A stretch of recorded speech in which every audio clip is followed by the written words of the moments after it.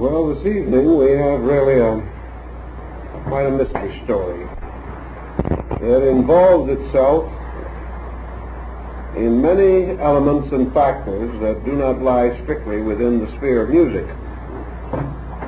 But in order to give the story somewhat basic orientation, I think we'll begin on the campus of the University of Ingolstadt, Bavaria, about the year 1770.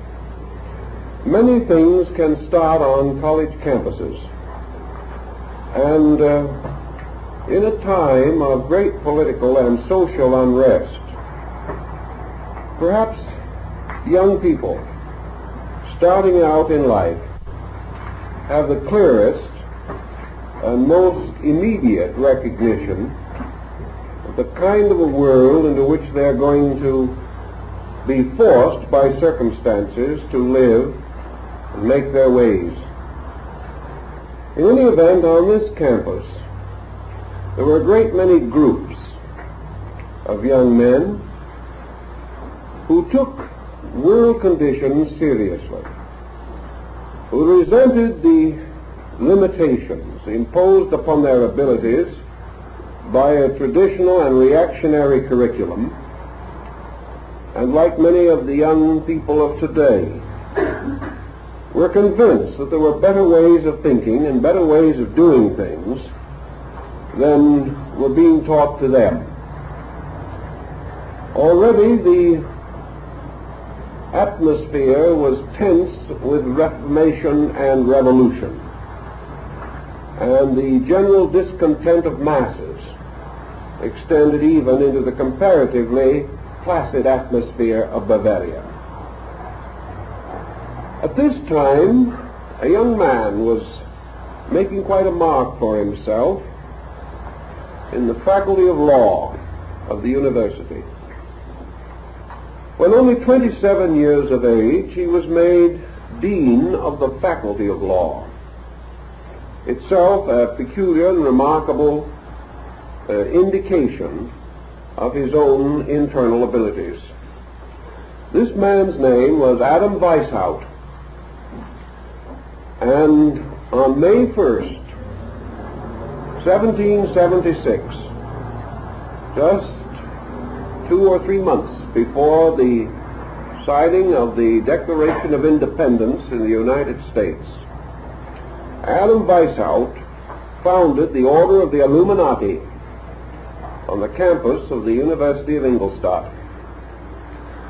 Now, the original form of this society has been said to involve two distinct elements: a noble concept of purpose and a total absence of plan.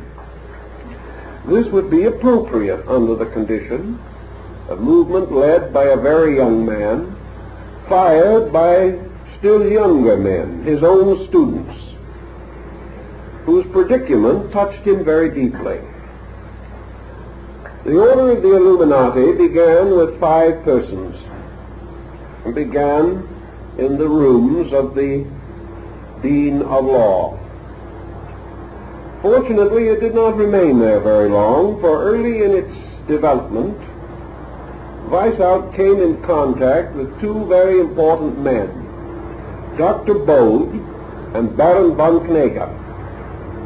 These 2 powerful intellectuals, leaders in their own worlds, fired with the concept behind this movement through their personal weight and their personal influence, and with a result that was to be quite outstanding and unprecedented. The study of the Illuminist order in its brief history, for it only survived a very few years, tells us that while numerically its membership was never large, the quality of that membership was reminiscent of the Almanach de Gotha. Practically every important man in the progressive motion of European life, including a number of princes and rulers, were members of this fraternity. One of the earliest actions decided upon by Weishaupt was the tremendous necessity for the maintenance of complete secrecy. At that time, Ingolstadt was a nominal Jesuit college, and for many years to come, the struggle between the church and the liberals was to be heated and constant. And so the Illuminati devised an ingenious scheme. They took a map of Europe and they divided it according to a map of the ancient world, restoring in different places the names of then forgotten or at least long dead empires and kingdoms. They then divided their own members, assigning to each one a classical name by which it would be almost impossible to identify them. And they wrote their own sort of private historical geography of world situations. For our present purpose, it is important to note that in their new geography, the Illuminati assigned the name Egypt to Austria, and that from that time on, in all of their official documents, references to Egypt were references to Austria. The purposes behind the motion of the Illuminati were several. First and perhaps foremost, the advancement of the right of the human being to think. That intellectual progress should be rescued from a reactionary traditional form and allowed to develop and unfold according to humanist concepts and instincts. Another important phase of their activity was the statement of their slogan or the motto of their society, namely liberty, equality, and fraternity. And these exact words later became the cry of the French Revolution. There is much to indicate that the French Revolution was influenced by the Illuminists, or the Illuminati, who moved behind the surface picture and whose names were associated with a number of prominent individuals and intellectuals moving in the great era of revolutions. Among the most distinguished of the Illuminists should be included Goethe, the Prince of Saxe-Weimar, the mysterious and elusive Saint Germain, the equally mysterious, though not quite so elusive, Cagliostro, and later Claude Saint Martin, and numerous other leaders in the great struggle for the rights of man. It is believed that this movement affected deeply Rousseau and Voltaire, and later in the United States, both Jefferson and Thomas Paine were accused of being members of this organization. So in a quiet but persuasive manner, the Illuminati spread beneath the surface of European thought, and its principal rituals, ceremonies, and rites were based upon the mysteries of the Greeks and Egyptians. For Weishaupt himself was a classicist, and among his desires was to restore the great philosophical systems of initiation education which dominated the ancient world. He was unable to attain this end, but he still struggled valiantly toward it, and in their brief span, the Illuminati became a most disconcerting force in European politics, largely because they were so difficult to identify, and their presence was universally suspected, whether they were there or not. The power of this organization became almost similar to that of the Ku Klux Klan in the South after the Civil War. It was feared by many, honored by some, and regarded as little short of miraculous by others. It gradually attracted to itself an elaborate symbolism derived partly from alchemy, partly from mythology, partly from Kabbalism, and all the mysterious secret societies of the 16th and 17th centuries. In the midst of all this excitement, Adam Weishaupt became a Freemason, and this was to have a bearing upon the later development. For the lodge that he joined was almost immediately absorbed into the Illuminist movement, and it was not until considerably later, when the great Masonic councils were held to clarify the degrees and rights of the order, that the Illuminists were forced to clarify their Masonic position. It was all quite an involved and difficult situation, but this is one of our roots, because we learned by careful investigation that the outstanding Illuminist in Austria was Baron Ignaz von Born, who was a metallurgist and highly honored in the court of Maria Theresa.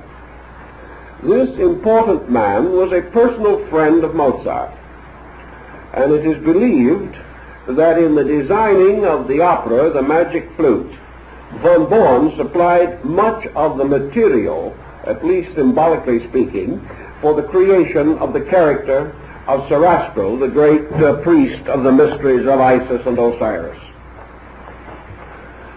Mozart himself was recommended for Freemasonry by Baron von Gemmingen, a distinguished member of the order, and the lodge to which he belonged, by some circumstance, was also very closely associated with von Born. And when this great chemist perfected his method for metallic amalgamation and certain formulas for the hardening and purifying of metals, Mozart wrote a piece of music to be played in the lodge, which at that time held a festival in honor of von Born. So we find that Mozart, Goethe, the Prince of Saxe-Weimar, Knege, Bode, and later the man who was entrusted with the development of the story of the Magic Flute, Schekeneder, were all members of the Masonic order. This has certain bearing upon our problem, but we will pause in this direction for a moment and go back into another interesting byway that leads in the same general direction. About 1731, there was issued a book called The Life of Sethos. Incidentally, we have a copy of the rare first English edition of this work in our library for anyone who wishes to consult it. It was published first in about 1731 and came into English about 1760 or 70 or thereabout. The Life of Sethos was another book looking for an author, which sometimes happens in the world of literature. Many suspects were advanced, but no one was ever finally decided as the guilty for the perpetration of this volume. The story claimed to have been found as a manuscript in a European library and to be a true account of a man by the name of Sethos, who lived in the classical period and who was initiated into the rites of Isis and Osiris. The third book of Sethos deals, therefore, largely with the ritual of initiation, centering upon the passing of Orpheus and Eurydice through the rites and rituals of the underworld. Various authors have commented upon the book of Sethos. It has generally been accepted as a fabrication. Who fabricated it and why, no one knows. But whoever did had a considerable familiarity with the writings of the classical authors, and his production belongs with two others, one called The Initiation of Plato, and the other the Krata Rapports, or the rituals of initiation into the Greek and Egyptian mysteries, all of which came out at about the same time and contributed to the establishment of the Egyptian rite of Freemasonry by Alessandro Cagliostro. All of these different facets also indicated that in the 18th century there was a powerful rise of interest in Egyptian philosophy. This rise was prior to the discovery of the Rosetta Stone, and nearly all of the records available were those from Roman sources, as for instance the hieroglyphics of Harapolonilos. In any event, however, there was a fanciful restoration of Egyptology, and this continued to remain more or less imaginative until, through the cooperation of Napoleon, the Rosetta Stone was made available to the students of Egyptology in Europe, and Champollion supplied the necessary key to its interpretation. So we have the Book of Sethos, probably itself originating in one of the secret societies of Europe. Written for a distinct and definite purpose, this purpose very close to its ultimate adaptation by Mozart. These elements then seem to tell us something of the background of what has sometimes been referred to as Mozart's comic opera.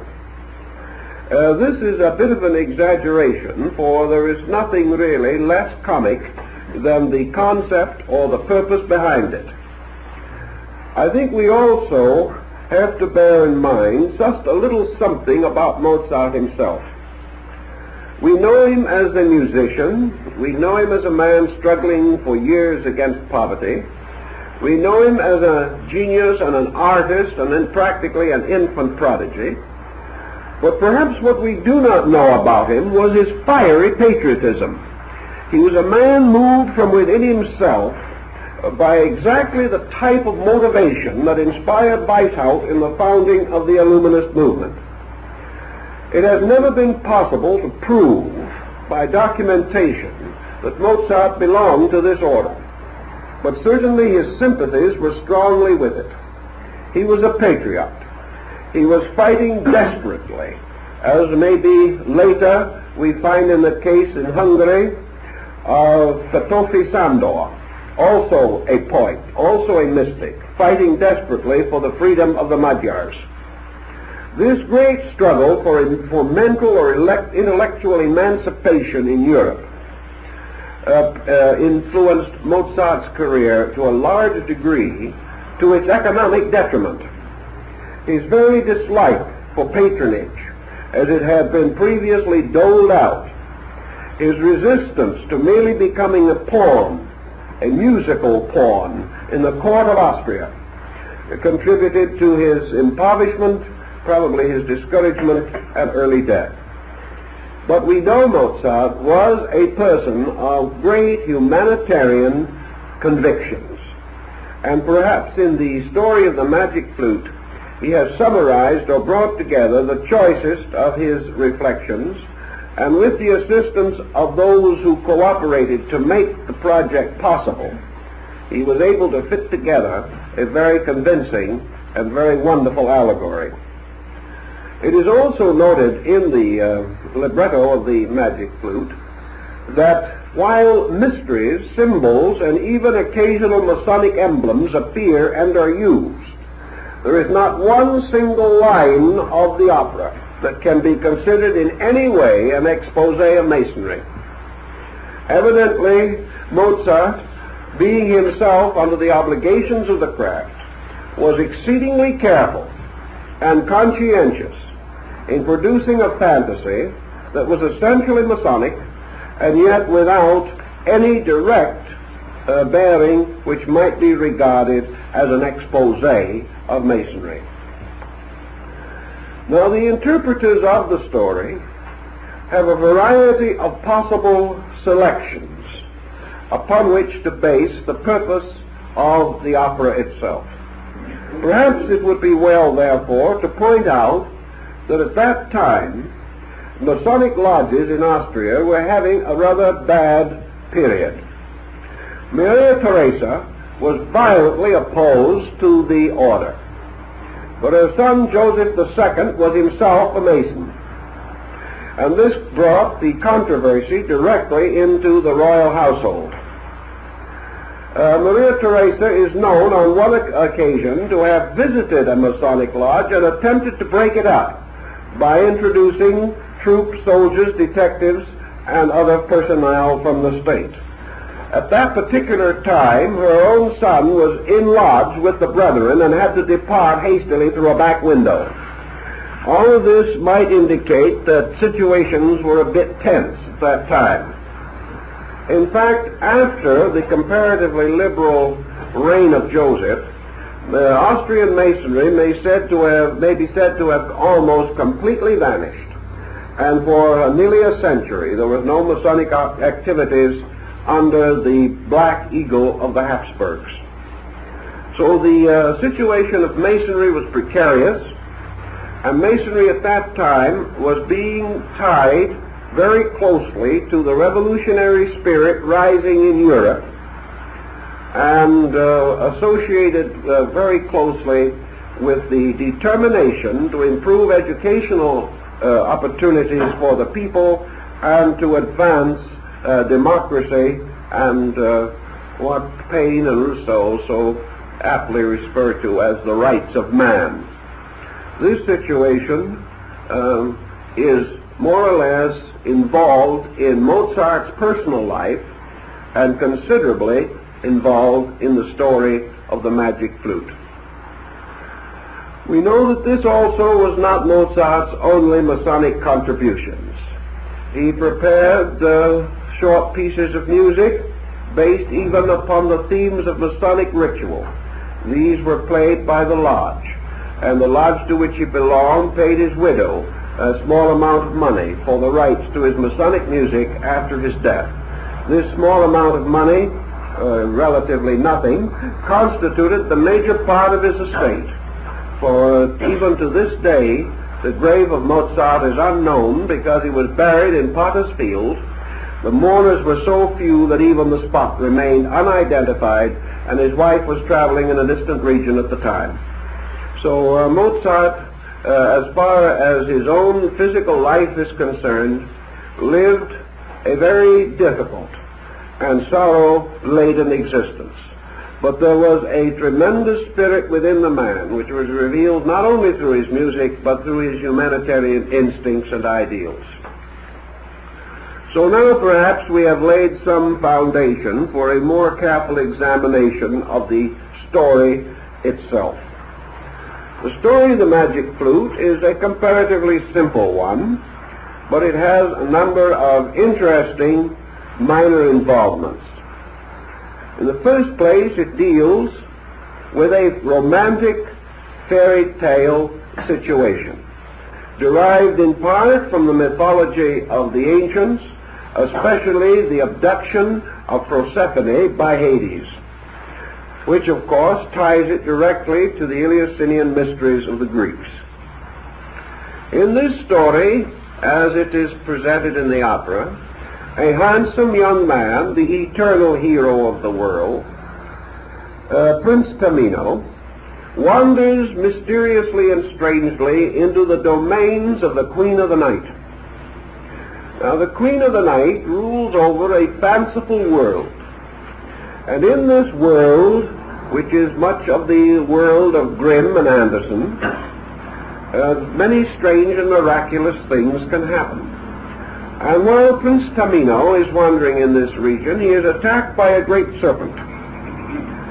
This great serpent pursues him, and as the young prince is unarmed, he finds grave difficulty in escaping, and gives up all hope that his life will be spared, when three mysterious maidens called genii appear, armed with spears with silver points.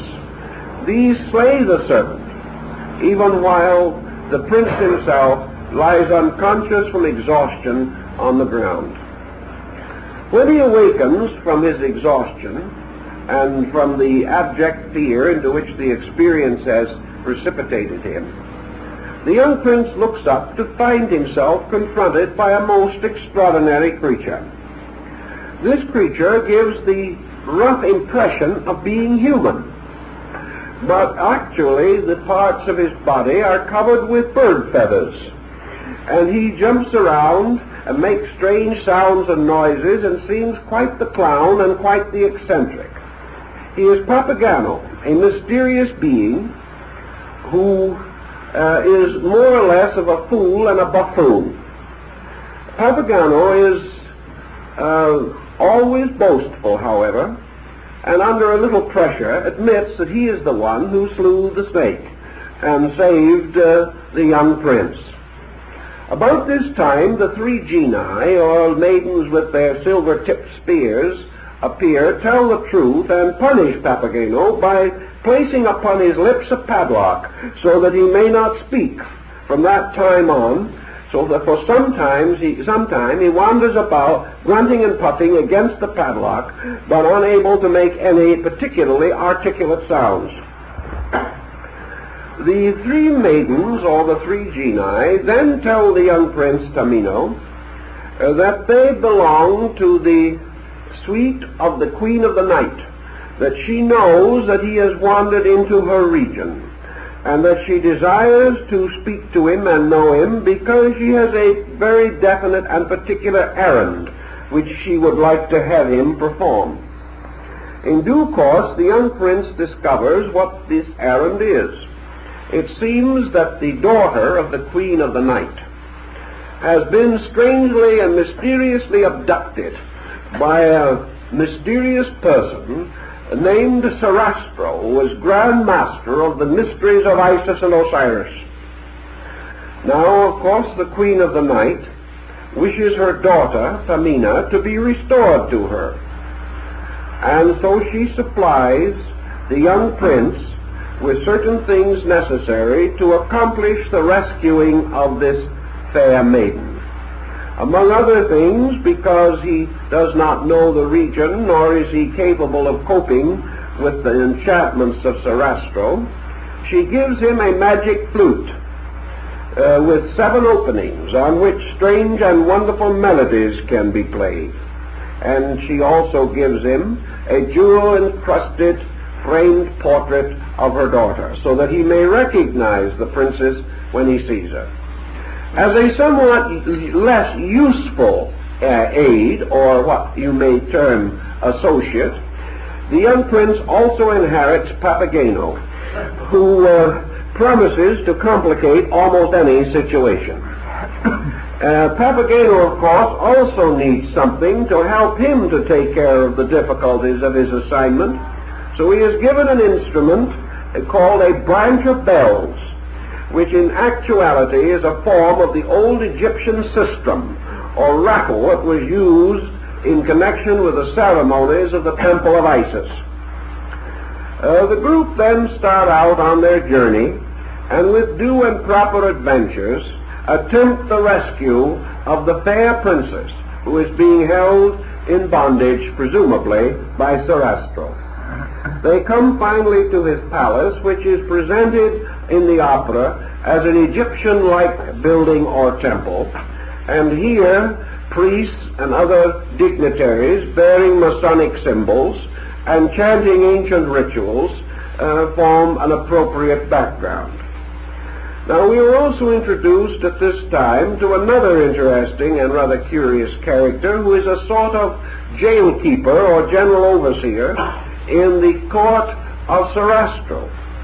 And this is Monostatos the Moor, a strange, dark man who would like to be a villain but is not very successful at it. As a villain, he is in love with the fair princess, but she not only spurns his advances, but Sarastro, ever watchful, makes certain that all his conspiracies come to nothing.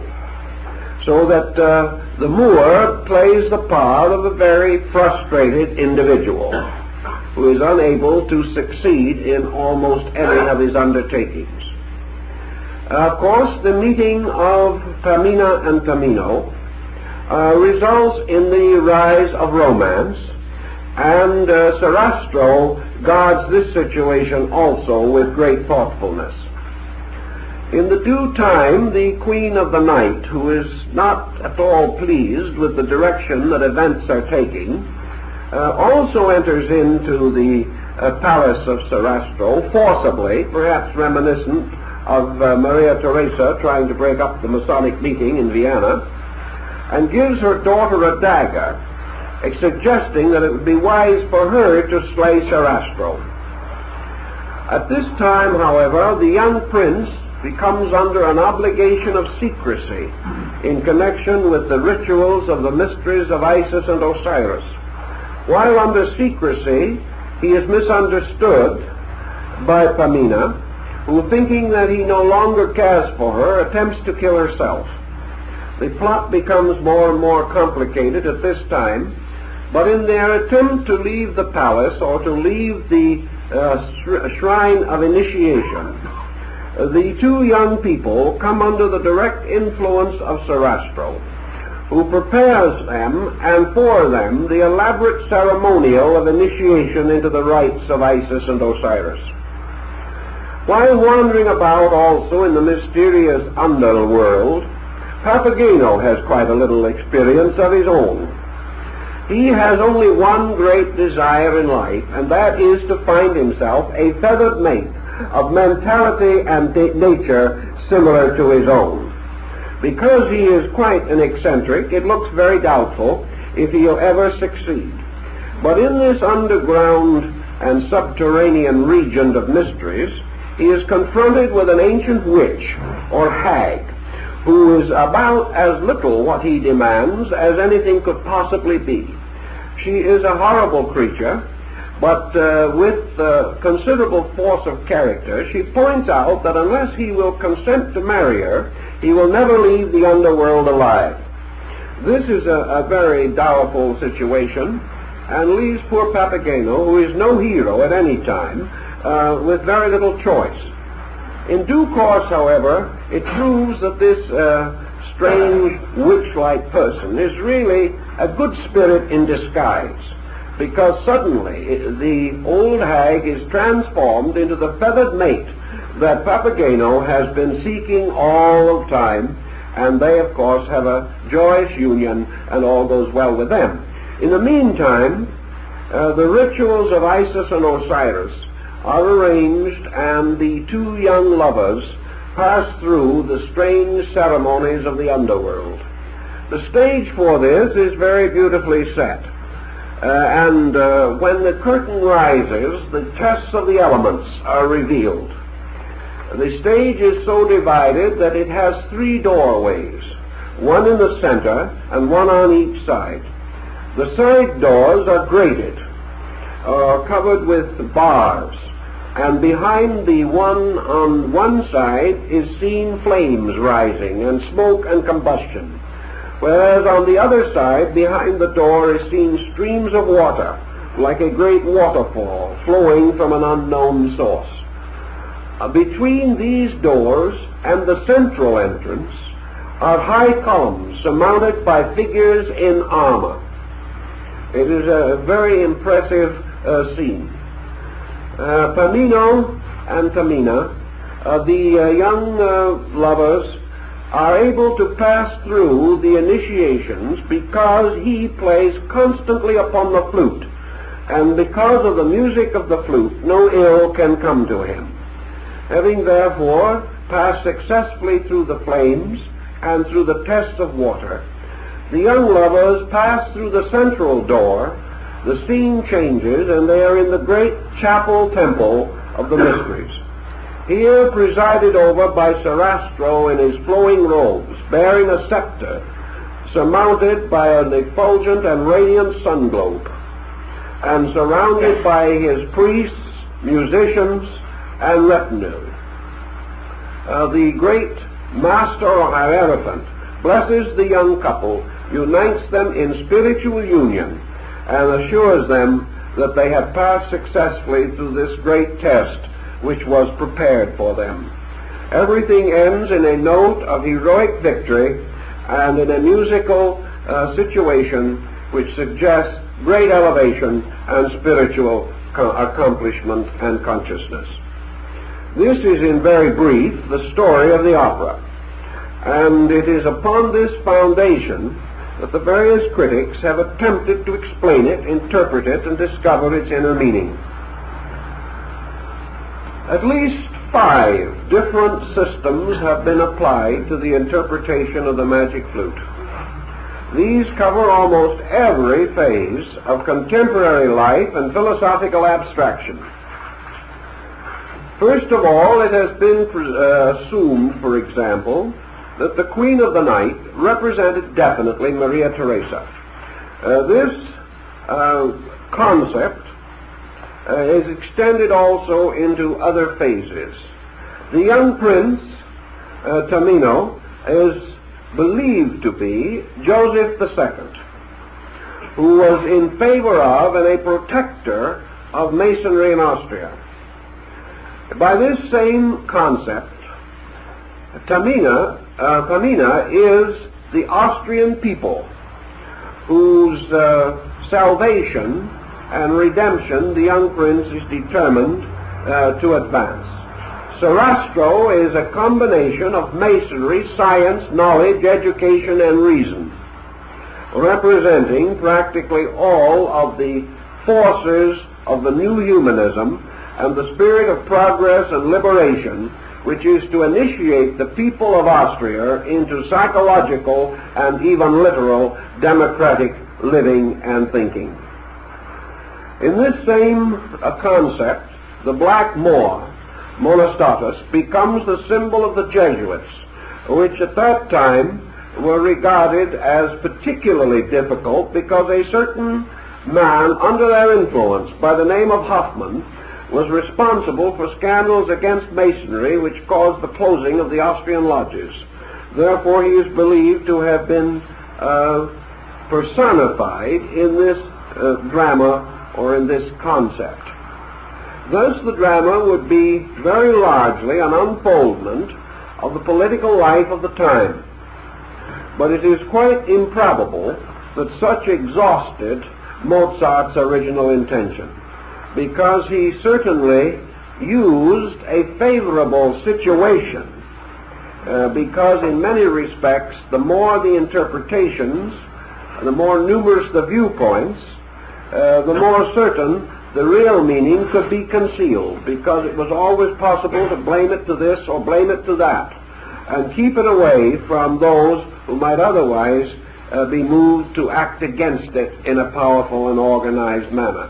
As a fantasy, it could be produced and presented, where if the same remarks had been made in a severe literary style, the author would probably have been subjected to extreme punishment, imprisonment, or exile.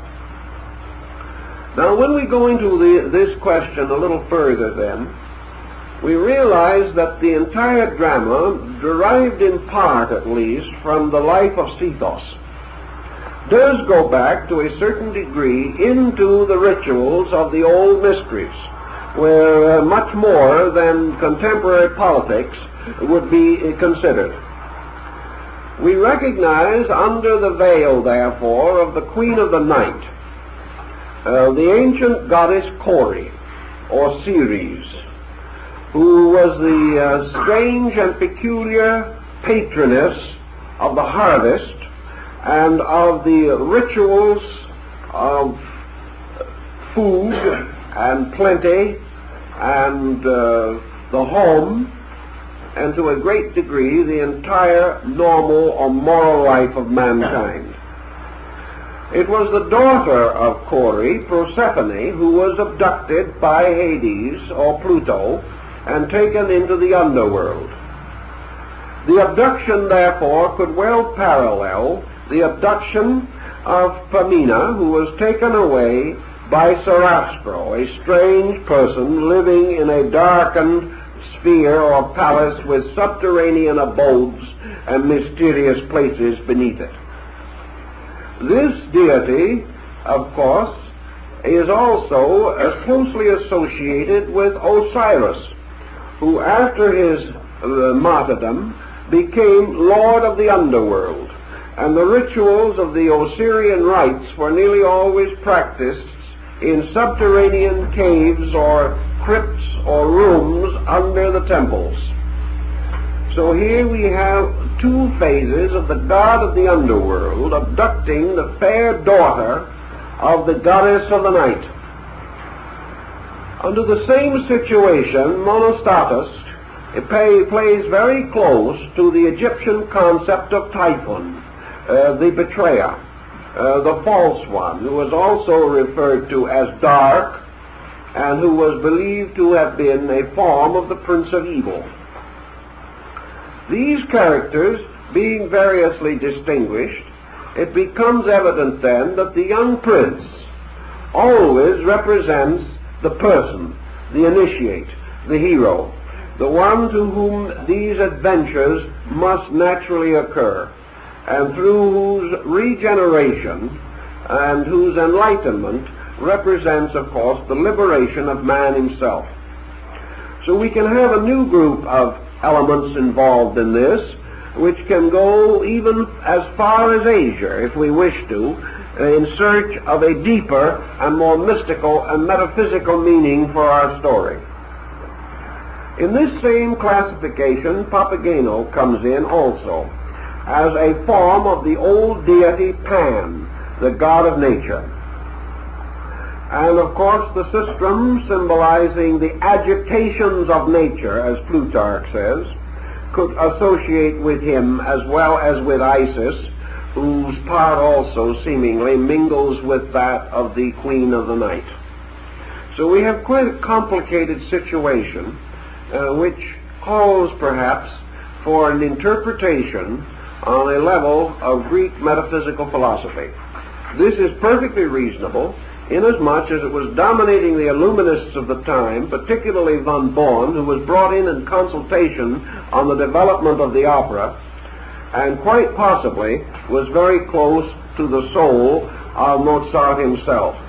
When on one occasion Goethe was told that the Magic Flute was little better than a fantasy, he replied quietly, "It may seem so to the average spectator, but not to those of us who are initiated." And he seemed to be very clear in his statement of this point. So now we have an interesting concept to build upon. The Egyptians divided the universe into three essential parts. One was a universe of spirit, or of eternal life, the abode of the gods. One was a sphere of matter, which, as in the case of the Platonic philosophy in Greece, was called the underworld. And between these two was the abode of heroes, or of those who had liberated themselves from darkness, or who had been born again through the rites of the mysteries. In Egypt, as in many other ancient countries, we find that Isis, as the mother of mysteries, as the great Diana, goddess of the Ephesians, the Multimamia, the universal mother, that this deity always represents the mystery school itself. She is the widow whose sons become the liberators and the golden hawks of light, who are to save the world. Therefore, the initiate was always referred to as the son of the widow, because Isis, wearing the weeds of a widow and with ashes upon her head, wandered about the earth, mourning the loss of her lord, the god Osiris. The mysteries then were nocturnal and subterranean, and consisted principally of an account of the wandering of the human soul in the underworld during the state of mortality or ignorance. Plutarch, in his Cave of the Nymphs, gives us another example of this drama, and part of the setting would almost agree with the great initiation scene in the Magic Flute.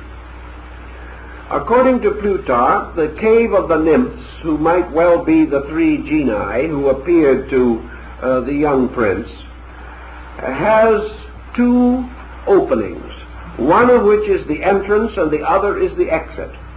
From this entrance, steps lead downward into a crypt, and opposing upon the opposite side, steps ascend to an exit. And the gate of entrance is called Kansa. and the gate of exit is called Capricorn. And the dome of the cave is covered with stars, but the bottom of it is rough and rocky, and it is filled with strange shadows, and wonderful and lamenting music is heard, and strange spirits move about, and those who enter into this underworld are attacked by shadows, by mysterious monsters, against whom they must contend for victory. The same situation was set up in the catacombs under Rome in the celebration of the ancient Mithraic mysteries. And when the Emperor Commodus was initiated into the Mithraic rites, he was attacked by phantoms and defended himself so vigorously that he killed one of the priests accidentally, who was disguised as a phantom. The dramatic ritual seemingly affected the emperor a little too strenuously. As the ritual of this situation proceeds, we see that through the gate of birth, man descends into a dark world, ruled over by mysteries, ruled over by mortality and death. And in this world, which is also the world of Pan, the world which we referred to in our last discussion, in which Mephisto plays the part of the deity Pan.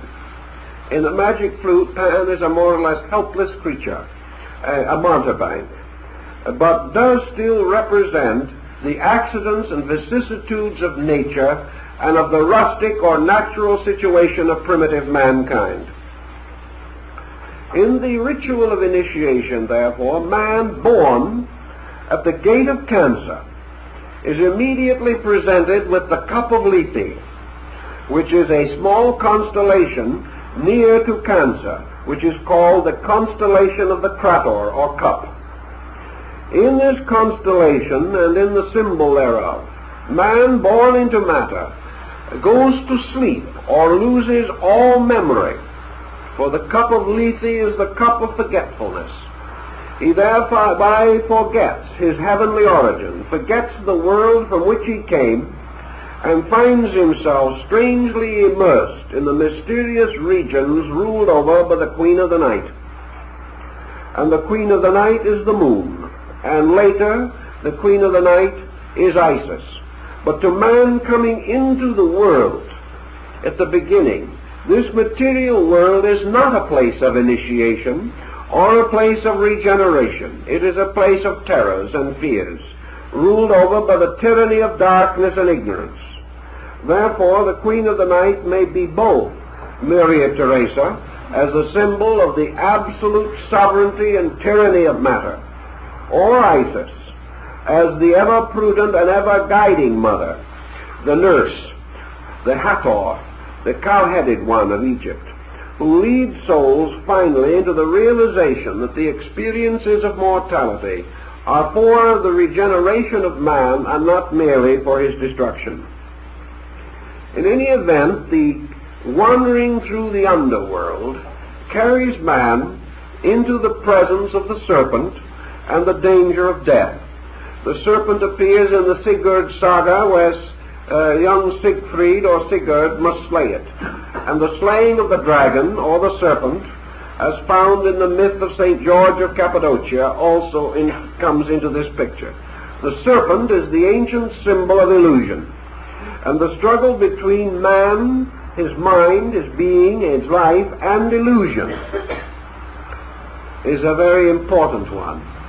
Even in the time of the rise of the French mysteries during the period of Cagliostro and Saint Germain, it was pointed out that man possesses within himself a mysterious agency which is called the astral light.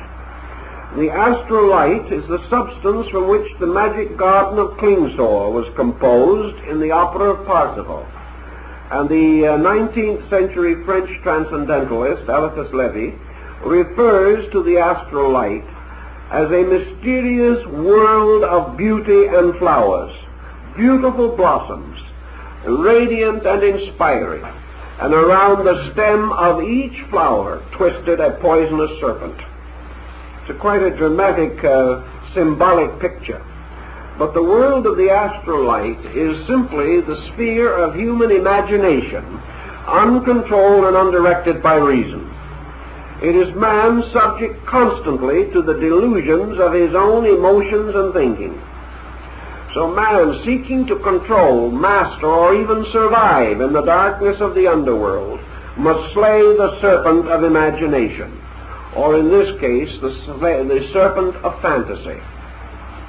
This is actually excellent Buddhism, because it is told to us in the teachings of the Diamond Sutra, for example, that because of the phenomenal existence engendered by the sensory function of man, the human being lives in a world that has no existence except that which he bestows upon it. The human being who could move serenely like the candidate for the mysteries through this dark region and come safely to the gate of Capricorn, which leads through the mystery of death to the mystery of immortality. This human being, instead of living a dignified and noble existence in the underworld and its mysterious passageways, is actually tormented constantly by fantasy and hallucination. Fantasy in this case meaning all false or unreasonable ends or ideas which dominate him. The fantasy of ambition, the fantasy of pride, of selfishness, of greed, the fantasy of passion and appetite, the fantasy of success or failure, all of the innumerable forces which deprive man of his natural nobility may be inferred. We perhaps know a little better about this fantasy element than was generally known 100 or 200 years ago, because it is coming strongly to us in our studies of psychology. We know that the delusions, frustrations, neuroses, complexes, and psychoses which affect man are nothing but delusions arising within himself. His own false estimations of value, his own misunderstandings, his own natural instincts to be selfish, to create doubt and uncertainty, and his criticism, his jealousy, all of these things turning upon him like monsters, destroy his peace of mind and prevent him thereby from fulfilling the natural destiny for which he is intended. The three genii, like the three fates or the three norms, represent the dimensions of time. They also represent the intuitive powers by means of which man is able to be protected from these evils. In one system of interpretation, they are likened to the three graces, faith, hope, and charity, through the practice of which the dragon or demon is discomfited and the serpent is killed with the silver-tipped spears. Also in this lower world, man discovers another kind of creature, Papageno. This creature has never lived anywhere else and represents the natural and rustic nature of primitive man. Here the truth seeker discovers, for example, that the world around him is filled with people who do not particularly wish to know anything, not interested in seeking truth, but interested only in finding a mate like themselves and settling down and living out their lives. They have no ambitions of any importance, no aspirations. They do not know how to tell the truth, and in order to control them at all, a padlock must be placed upon their lips. They represent a primitive type of materiality, which also is to be found lurking in this subterranean world. And this materiality divides itself in the nature of man. For as Goethe says in his Faust, there are two souls within man. One to the heaven aspires, and the other in the earth suspires. And many people, many interpreters, have held that Papageno represents the lower octave of the hero himself, representing compromise, comfort, and all these things which would lure the individual away from great and noble purpose. Another interpretation, of course, is that Papageno simply represents the physical body, which never knows what anything is about, babbles constantly, and is constantly pressing forward for the fulfillment of its physical creature comforts and its biological urges. This body cannot and must not be acknowledged as a leader, and yet in some mysterious way it must be present, because without the fool the hero cannot undertake his journey, and the body thereby becomes this nominal hindrance, this capering feathered thing, which contributes very little, but does make an occasional, fairly valid contribution to the general situation. If we consider, therefore, that Papageno represents simply matter, either in the physical life of man, in the materialism of the human mind, or in the rustic materialism of human society, we probably will not be too far from the facts of the matter. The body, seeking only peace, comfort, and security, is not heroic, but may be forced to an occasional exhibition of heroism by the hero self that lives within it. Thus, the young prince, wandering around in search of his mission, is presented with the next important concept, which we find in metaphysics. Isis, Cori, Ceres, the great Diana of the Ephesians, and many other of these deities actually embody or personify or represent in the mystery systems the world soul, or the great psychic nature, which lies in the root substance or archetypal measure of things. According to the Greek mythology, the great gods, the spiritual beings, the unmoved movers of all things, cause to emanate from themselves that which is called the self-moving. And the self-moving is the psychic field, or the median distance in man's nature, which we call today the soul. The soul in nature, according to Pythagoras, is its animating part. Therefore, it is the anima, or the psychic energy sphere, from which all of man's sensory and even his intuitive faculties are supported and sustained. Modern psychology would define the soul principally as mind and emotion. The ancients, however, would have had a slightly different concept. They did not consider the mind as part of the soul, essentially. They considered the intellectual principle as a separate spiritual element in nature. But they did count that part of man which is essentially religious, the emotion of devotion, of love, of piety.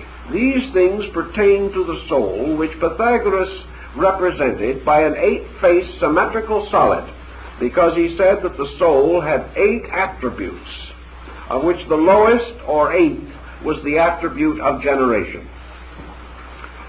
If, therefore, the world soul, the psychic field, which is the soul of deity, would be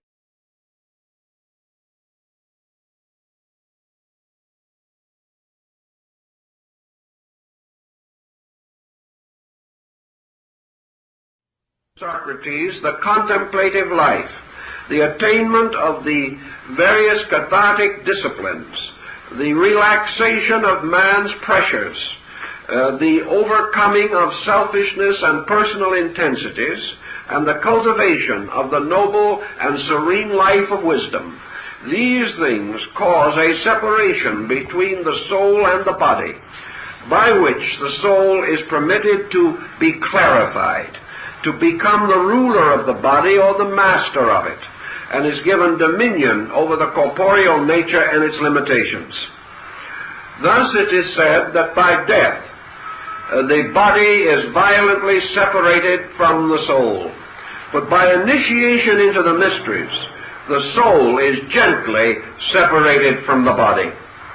And the difference becomes essentially part of the old rituals. If then we consider the hero to be the spirit purpose, the will of man, resolved to rescue his own soul from its subterranean abode, we can see why, entering into the regions of Sarastro, that the drama should be concluded by what appears to be an irrelevant ceremony.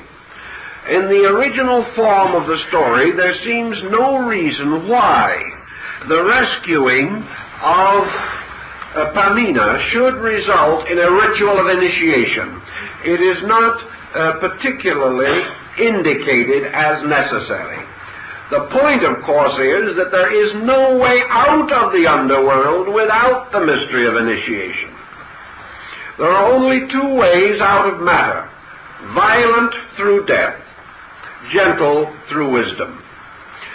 That which is violent, however, is a separation of the body from the soul, but is not in any sense a relieving of the soul of the burden of worldliness. Death takes man out of the world, but initiation takes worldliness out of the man, and these two are vastly different things. Buddha points this out in his doctrine of rebirth, stating that the loss of body has no essential effect upon consciousness, for consciousness must be rescued by a direct act of volition and not by an accident of death. In other words, death is the common accident of man, but immortality is attained only by a purposeful intent and is never attained accidentally. And again we can remember the lines from Faust: how closely linked are luck and merit, doth never to the fool occur at either wise man's stone. I swear it, the stone had no philosopher. And that is the concept again in the Magic Flute. So in spite of the fact that probably neither the hero nor the heroine had given any particular consideration to the matter, Sarastro, as master of the mysteries, realizes that the only escape of these two into the philosophic empire is by the mystery of initiation. And it is also only in that way that they can overcome the temporal power of the Queen of the Night. And the Queen of the Night to the very end seeks to frustrate this end, because representing mortality, she also presents her demands. And her demands are that man shall leave this world only by death, indicated by the presentation of the dagger. The Queen of the Night also wishes to dispose of the high priest, Sarastro, who stands between her and her physical control of the universe. For there is only one thing that stands between mortality, as we know it, and the mortal state, and the attainment of self-illumination or discipline, and that is the ritual of initiation, represented and impersonated in the Hierophant of the Mysteries. For the master of the secret of the transformation from one world to another is the adept king, the Hierophant, or the initiate priest. He is the possessor of wisdom, and wisdom forms the living bridge or ladder by which man ascends out of the world of darkness.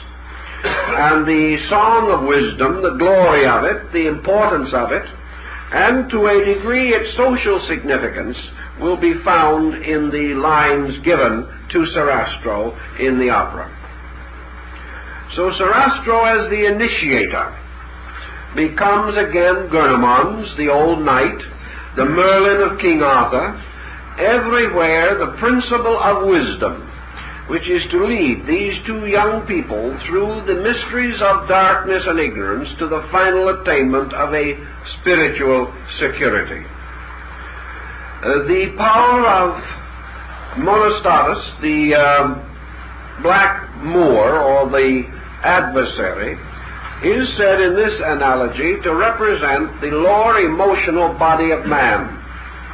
So we now have a series of factors in which appetite, greed, and ambition, the physical propensities of man, seek to also control the soul, to adapt the energy of the soul to their own purpose. In other words, the dark Moor seeks to possess the soul for itself. This is also carried in another way in the story of Samson, who is, of course, a symbol of the Sun Man, the young hero prince, as in the operatic story. This Samson is blinded and bound to the millstone of the Philistines, which represents psychic energy or spiritual strength or force bound to materialism and caused to perform the physical activities of a materialistic way of life. Therefore, whenever we speak of ambition, whenever we speak of schemes, stratagems, conspiracies, and spoils, whenever we think of men who, like Cassius, have a lean and hungry look, we are recognizing the perversion of soul power in which the psychic strength of human nature has been caused to enter a state of bondage with the lower emotional nature, so that the psychic powers of man are used to injure man, hurt man, or destroy man through selfishness. The soul, thus bound to the lower world, would be said to be captured by the Black Moor. However, Sarastro, wisdom, will not let this take place. And whenever the Moor thinks he has accomplished his end, Sarastro, or true wisdom, works a conspiracy which frustrates it.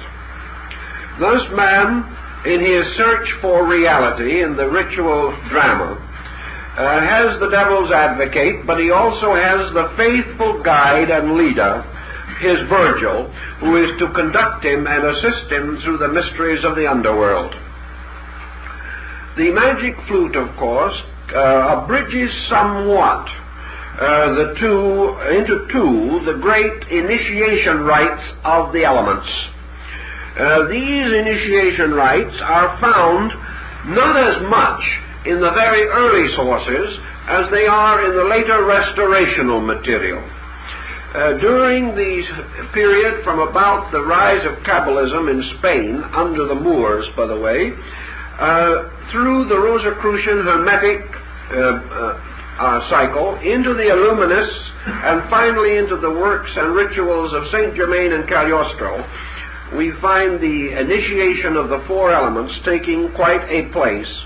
And very shortly after the publication of the Life of Sethos, there was an important Masonic text issued which also described these initiation rites, and they are found in the Krata Rapports, another fanciful restoration of the Egyptian mysteries. These represented the passage of the neophyte through the four elements to represent victory over earth, which is the physical life, water, which is the vital or psychic life, fire, which is the emotional nature, and air, which is the mental principle. These four initiations, therefore, are man learning to control the four vehicles or bodies which he has at his disposal, the physical, vital, emotional, and mental bodies. His victory over these bodies is achieved by his victory over the principles which they represent. The victory over materialism is therefore the initiation of earth, represented primarily usually by the subterranean location and sometimes by the burial in a stone sarcophagus, which is appropriate to the principal symbolism of earth. Transition through water, or the crossing of a flooded stream, or as in the case of the Druid initiate Taliasan, who is sent out to sea in an open boat without oars, which he must control by his will. The initiation by water represents the purification of the vital principle, as representing particularly the purification of the generative power of man. The initiation of fire, represented in this rite by a long passageway filled with smoke and flames and combustion, but variously depicted in other rituals, indicates man's control of the intensities of his emotional and desire natures. Here he must fight with the fire within himself, the fire of hate, the fire of anger, the fire of lust, the fire of temper. All of these things must be subdued, because unless man controls these emotions, he cannot have ultimate victory.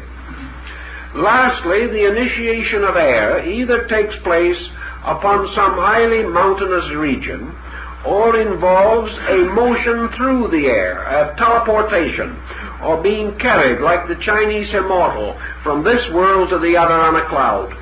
There is always the initiation of air. In the Sigurd saga, it was the dead hero being carried to Valhalla on the horse of the Valkyrie, flying through the air. The airy element was the principle of mind, or thought, and the subduing or overcoming of the mental nature and the mental instincts constituted victory over the element of air, because it was this air which, by its vacillation, its inconstancy, and its inability to attain a state of discipline or settledness, its abstraction, its invisibility, like thought itself, caused man to have great difficulties in controlling it, directing it, mastering it, and finally dedicating it to the purposes of the mysteries. In the Magic Flute, only 2 of the 4 initiations are clearly set forth, although the others are represented by the subterranean world, and finally the luminous pageant with which the drama terminates. The 2 initiations of fire and water are reminiscent of the baptisms referred to in the New Testament. For John the Baptizer baptized with water, but the one who came after him, who was preferred before him, baptized with the Holy Spirit, which is fire. So baptism by fire and water is also very carefully perpetuated in the ritual as it was originally shown at the time of the initiation of Abraham by Melchizedek, Prince of Salem. For in this case we have the baptism by corn, wine, and oil, or bread or grain, wine, and oil. In the Last Supper of Jesus, we have the wine and the bread. And someone has said, what has happened to the oil, which was necessary to the ancient ritual of Melchizedek? The anointing of the head with oil. And of course the answer lies that the word Christ from Christos, Christo, means oil. Therefore Christ himself was the oil, and he also completed the sacrament with the bread and wine and restored or restated the sacrament of Melchizedek. So the initiation in the 2 elements as represented in the opera represent purification by fire and water. Purification by fire, the higher of the 2 rites, represented the purification of the soul or psychic nature, and by water the purification of the body or the material nature. Water was the symbol of cleanliness, the cleanness of both the body, the soul, and all of its attributes. By fire we have the initiation of inspiration, or the individual cleansing and purifying the higher or spiritual parts of his own nature. So body was purified by water, soul was purified by fire. That is why in the legends of both the Sigurd saga and the Arthurian epic, we have the sword representing will or spirit, which is tempered upon the anvil and is made to be true steel by passing through the mystery of fire. Fire, therefore, tempers the sword of will and gives it the strength or the keenness for the labors for which it is intended. Having successfully passed through the ordeals of fire and water, the young couple, now representing the amalgam of spirit and soul, or of the higher and lower psychic natures, or the androgyne anima animus within man, are then led together into the presence of the great court of the priest of Osiris. In this situation also we have had an experience of changing worlds. For in passing into the great throne room, or the wonderful place of the mysteries, the candidate has ascended the sacred spiral staircase, the staircase of evolution with its 3, 5, and 7 steps, and has come finally to the gate of the celestial splendors. He has therefore passed through the gate of Capricorn, which was to the ancients the gate of death. But his death has been symbolical rather than literal, because in the initiation ritual of all peoples, the higher degrees always parallel and correspond to the mortuary rites. It is that the individual is dying to an old life, or to an old way of life. His rebirth is the symbol of the resurrection of consciousness from body. It is the restoration of the glory of the soul. It is the soul that has now achieved conscious freedom from the enmeshments of the body. And in the alchemical mysteries, this is represented by Christ rolling away the stone of the tomb and rising, bearing in his hands the symbol of the elixir of life and the philosopher's stone. Thus the restoration, or the rolling away of the stone, is the spiritual life of man, and is the mystery of the second birth. This again parallels the Greek ritual, because when the initiate, having completed the higher degrees of the Eleusinian rite, came forth between the columns of the temple to receive the plaudits of the people, he was hailed as one who was dead and who has been reborn. Part of this ritual, incidentally, remains in the story of the prodigal son, which is another story of exactly the same principle. And when the prodigal son returns to his father's house, and the offerings and the feasts are prepared for him, the father says, "For my son who was dead is alive again." And yet the story does not imply physical death. It is a distinct statement of the mysteries. For that which descends into the flesh pots of Egypt and wastes its substance in riotous living is said to die. Therefore Plato points out that birth into materialism is death, and death from materialism into enlightenment is birth, and all of the other is of seeming, whereas this is of being, or of true reality.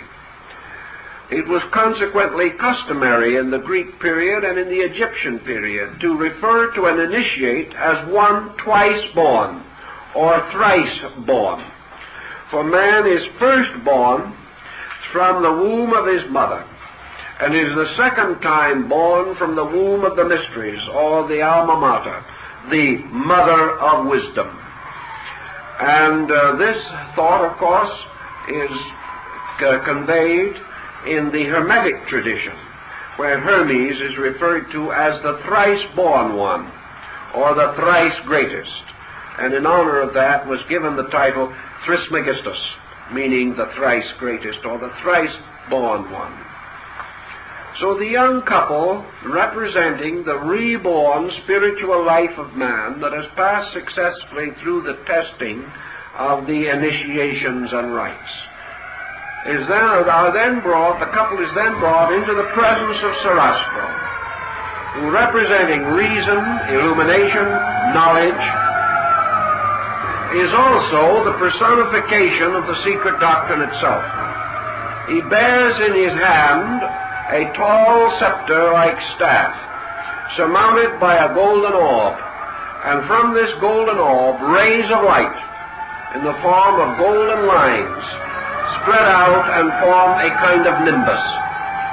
He is therefore a symbol of the spiritual sun, the same one that is described by Apuleius in his Metamorphosis, where he says he saw the sun shining at midnight in the ritual of the mysteries. The Sarastro, therefore, now becomes the symbol of the sun in the midst of the glorious universe of truth. His temple, his world, represents the new age, the coming world, the world of light, and also the restored kingdom of truth upon the earth.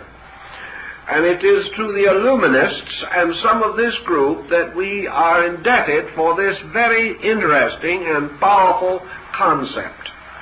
Namely, that the so-called kingdom of heaven is actually symbolical of the kingdom of brotherly love, or human fraternity, which is established here on earth, and the establishment of which is the goal of the great system of the mysteries, and has been this goal since the dawn of time. In other words, the great throne room in which the final rituals are given represents perfected human society, ruled over by the philosopher king, dominated by the reign of reason, perfect in all things, and in passing, Weishaupt's great concept of the restoration of education through the restoration of the mysteries and the great systems of spiritual apprenticeship. Now, the name of the story, of course, the name of the opera is derived from the Magic Flute. Therefore, perhaps we should pause for just a moment and see what all this flute is about. Because, like the musical instrument of Orpheus, it seems to have an interesting history. The Orphic lyre had 7 strings. The Magic Flute had 7 notes. And this flute is, of course, the same one that is carried by Krishna in India, and upon which he plays the mysterious melodies which charm the gopis and cause the shepherd maidens to dance in their circle of 12 around him, as symbolical of the zodiac moving in its sacred dance around the sun. This also is the mysterious instrument of Shiva, for either as a flute or as a veena with 7 stops or frets upon it, this instrument, according to the Hindus, represented the monochord, or the great chain of vibratory harmonics that unites heaven and earth. Pythagoras describes it as the monochord of the world, with its lower end placed in the element of earth and its upper end at the sphere of the fixed stars, and the orbits of the planets and elements as frets dividing the chord. So that from these divisions came the great harmonic and enharmonic intervals of music. This music of the spheres, this mysterious musical instrument, has a number of interesting meanings. One of the most simple of these meanings, of course, is the human spinal cord, with its 7 mysterious tones, or chakras, or gates, through which energy ascends and descends, as in the legend of Jacob's ladder.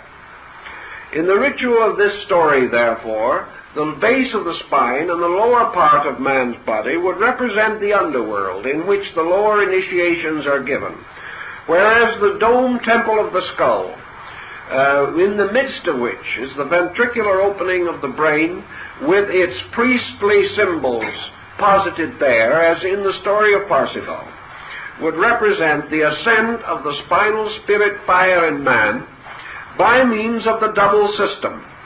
This double system is a very interesting and curious thing, for through the spinal cord itself, through the 6th ventricle, moves the Sushumna Nadi, which begins at the base of the spine as the serpent of evil that must be slain, and later ascends through this spinal cord to be referred to apparently. Now, this is a possible extension of meaning, but it seems to be indicated, namely that this is the mysterious Christos, or fire power, which, if it be lifted up, shall draw all men unto it. This apparently is the reference of St. Paul.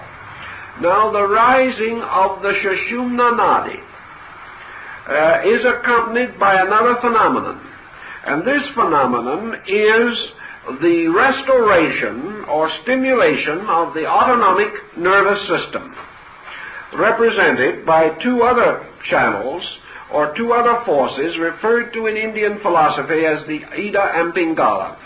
or the black and white serpents that twist through and form parts of the psychic nervous system of the human being.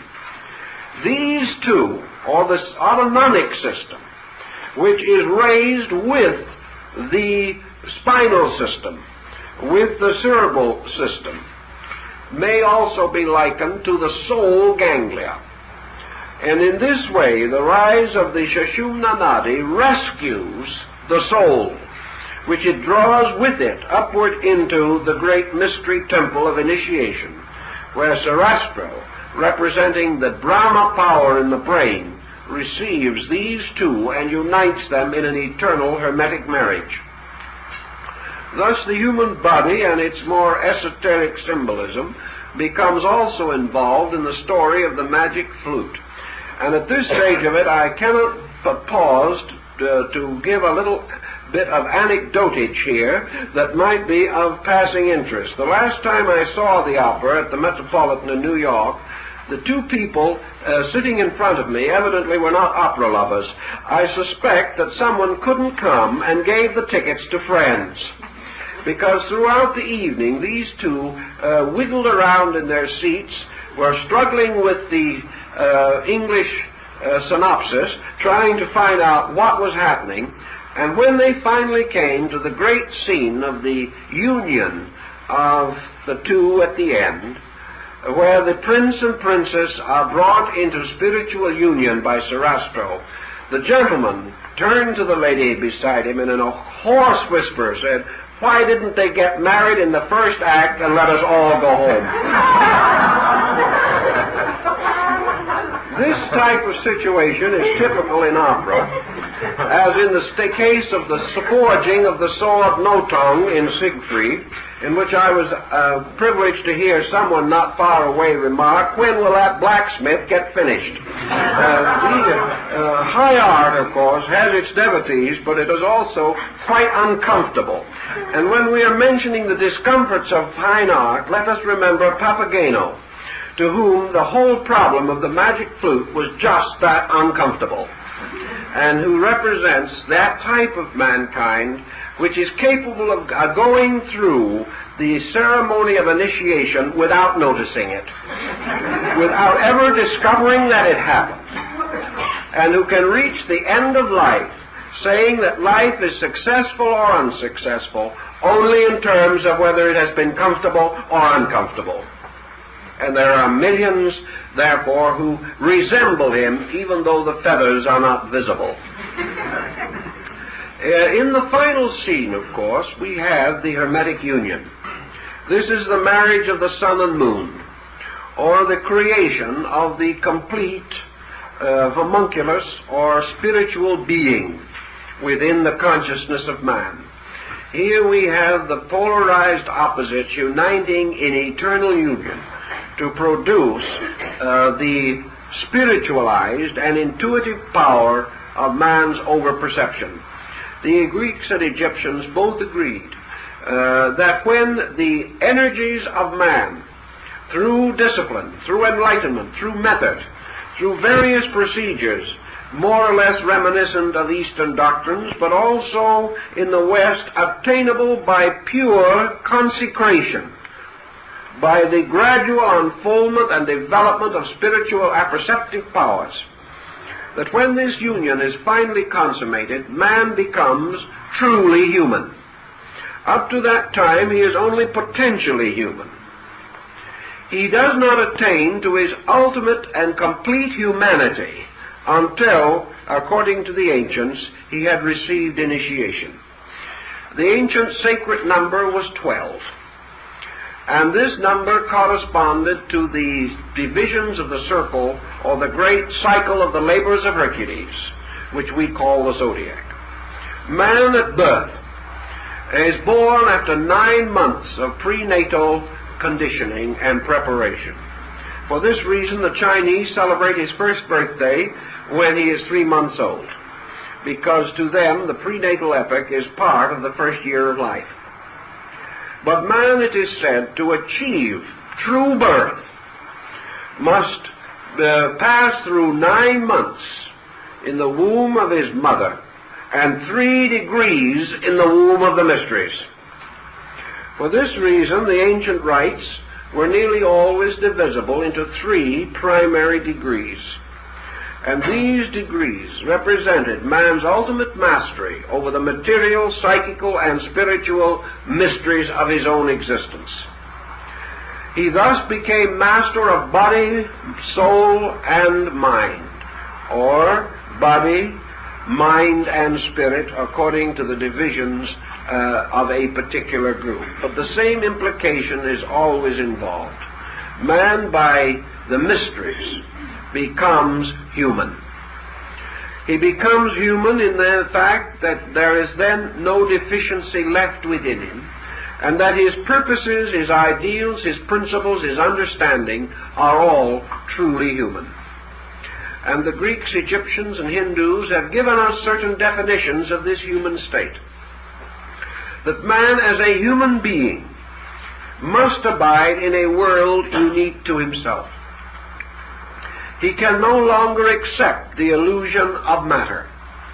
He can no longer be controlled by the elements of the physical world.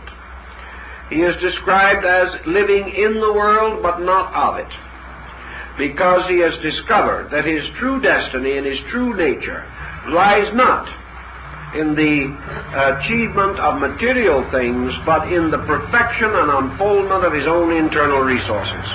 Therefore, the true man is the man who lives to grow, to serve, to do, whereas the ignorant or mortal man is the one who lives to accumulate and exploit and variously pervert the universal energies around him in life. So the animal man abuses, the human being, the true human being, uses, and by right use sustains and justifies his own humanity. So that actually the mysteries were not conceived as producing essentially super people. They were not really producing a higher order, actually, because this higher order was the true man. And we find this in the German mysteries and the German mystics, where we find the references to the man of earth and the man of heaven. And we find in the writings of Bamy the reference to the 2 Adams. That Adam, which is the parent of our mortality, and the second Adam, which is the parent of our immortality. And these are called the light and dark Adams, and they occur again in the rituals of the Kabbalah. For as Adam is the progenitor of mortal man from Adamus the species, so the second Adam is the progenitor of the spiritual man. And the second Adam is the initiate adept. He is the symbol of the one who is to be the teacher and redeemer and progenitor of the spiritual life of man. These peoples therefore possessed what they believed and held to be certain secret arts and sciences, which were communicated by degrees only. And this progressive science of human regeneration constituted the substance of the mysteries. And it was this substance that Adam Weishaupt wished to restore at the basis of the educational system of Europe. He had no way of realizing that the age of the mysteries was gone, and the young intellectuals at Ingolstadt who were seeking this same inspiration were not able to judge the weight of opposition or the terrible pressures of the political and social times in which they lived. The noble experiment did not succeed, but it left certain monuments and certain records beyond and behind it. And these monuments became of the gravest concern to tyrants, causing a century of effort to be made to wipe out every vestige, again, of this restoration of the mysteries in Europe.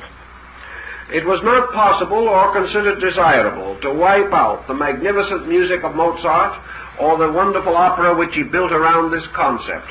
It was very simple, therefore, simply to ignore or to deny its content. Let it remain as a magnificent piece of music.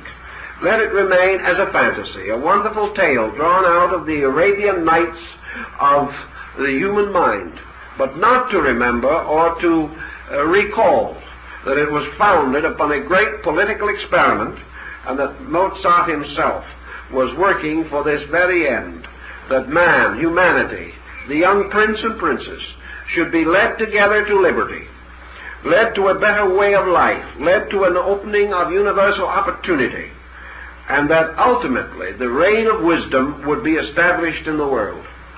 This was attempted in the French Revolution but failed. It was also attempted in the American Revolution, but the secret and priceless heritage of this experiment is still obscure, although we have constant evidence and consistent reminders that there was a purpose and a plan behind the formation of our Western way of life. We know that at one time George Washington was concerned over the Illuminist problem, and there were a number of groups in this country who used it as a political football. And during some of the early political campaigns involving John Adams and John Quincy Adams, it was rumored that the adversary was an Illuminist, and therefore should not be under any condition elected to office. There was a scandal that lasted for about 15 or 20 years and brought some of the strongest wits of the time into play. Gradually, however, the entire matter faded from public attention, and other purposes became more aggressively prominent. But the lodge of the Illuminists did linger and did have a part to play, and in one of our publications on the Masonic Orders of Fraternity, we point out how this Illuministic movement and related Masonic interests were largely responsible for the revolution in Latin America under Simon Bolivar, and the liberation of Italy under Giuseppe Garibaldi, and the liberation of Mexico under Miguel Hidalgo. All of these men were connected with what were called the reading societies. And these reading societies were Illuminist groups that actually were established in Latin America. So this pattern goes on and on. But perhaps there is no monument or document of it that has as much dramatic interest to us as the Magic Flute, because in it we are allowed to escape from the immediate political pressures of the 18th century and to sense perhaps the spiritual aspiration that was underneath all of this idea. And where and how could this spiritual aspiration be more adequately or beautifully set forth than in great music, which strikes directly into the inner life of the individual and reminds him of the great good that can be, that might be, if man himself was able to accept it. So the mysterious world of Sarastro and his wonderful temples disappears into a kind of thin air. But that thin air is within ourselves as an attenuated spiritual atmosphere. And all of these great contributions continue subconsciously to impel us toward the fulfillment of our great spiritual need and destiny. Thus, he tells us in this opera that the mysteries as we knew them are gone, but that society itself is now the place of initiation, that in the conspiracies of states and nations, in the tyranny of despots, and in the constant struggle for human life, man is passing through the subterranean passages of an initiation rite.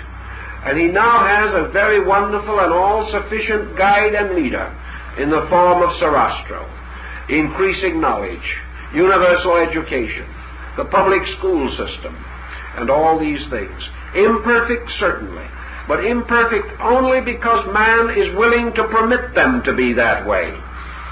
Because Sarastro can be merely a demagogue, as he represents education. But if man will meet him, will retire into the rites and mysteries which he requires, wisdom will bestow its greater blessings. Man does not need to live upon the surface of knowledge any longer than he desires to. For the moment he has the necessary insight, he can penetrate that surface and come into the presence of greater and more noble realities and truths. All of this is set forth to remind man that beneath the surface of his living is a secret meaning, and that if he will seek this meaning and will demand of others around him, his leaders, those who represent him in various public relationships, if he will demand from these the high standard represented in the story of the Magic Flute, he can have it. but man must decide whether he is going to be the man or the mouse in this case. Perhaps more correctly, whether he will be the prince or Papageno, whether he will be willing merely to hunt for a mate and be satisfied completely with a physical existence, and satisfied also to shake away evil with his sistrum or his little stick of bells, or whether he will actually seek solution.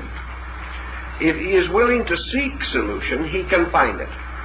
If he is willing to follow the ancient road shown by Sarastro in the temple, and is willing to be led into the mysteries, he will then find beyond the better world the greater civilization, and he can build the restoration of the shrines of Isis and Osiris.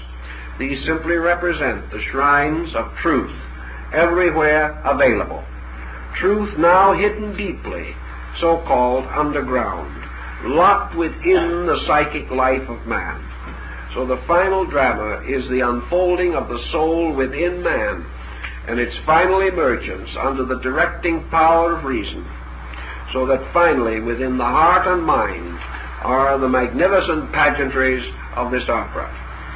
All these different points and different systems and symbols have interest for us, and each must choose in his own way that which he considers most appropriate to his own need. But one thing I think we can say beyond any question of doubt: this is not a comic opera, nor was it intended primarily to amuse. It was intended to strike the conscience of the people of Austria, and later the people of the world. We can paraphrase the famous lines of Hamlet in this case and say, the opera is the thing with which to catch the conscience of the king. In this case, the king was a queen, Maria Theresa. But the purpose of the opera was to catch the conscience of Austria and to cause this nation to become a leader in the spiritual life of Europe. It was satisfied, however, to play the part of Papageno, and gave us some delightful waltzes by Strauss. It did not give us, however, the liberation, because Austria did not attain it. But it was Mozart's dream and hope that this country would lead the great restoration of learning. Actually, it did, but only in him. He became an imperishable monument to the dream which could have been Austria, but which was finally destroyed in the fall and collapse of the Habsburgs. But in Mozart, Austria lives. In Mozart also, the Illuminati found a name and a patron who has conferred upon them eternal honor. I think that is the subject for